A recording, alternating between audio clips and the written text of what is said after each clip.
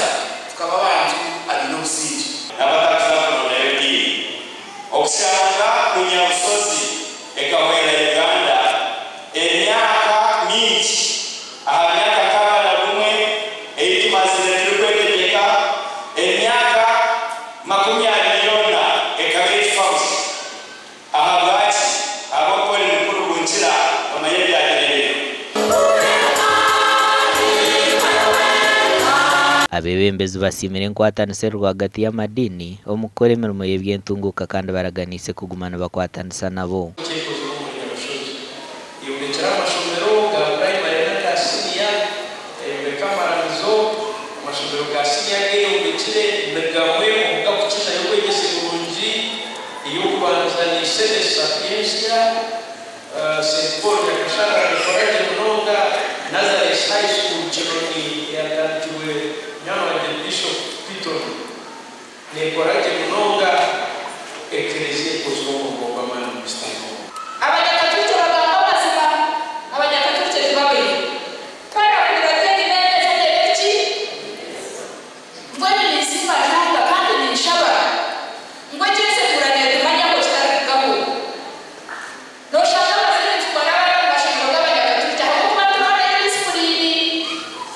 Mbweni nyona nshemererwe munongo mbantu aba bashemererwe kumango umurimo gunatandikire na faza erizoba rwayeyoreka Prime Minister no bwaratayija yatutwera kandi yajwekera Minister w'ubushubuzi Honorable Francis Mwebesa. Obutumwa bw'enganzi yihango bira ryo mugenyi mukuru bumushomirwe Minister w'ubushubuzi n'amakoro Francis Mwebesa kandi ahirekereza yo muganda gwa miliyoni 10.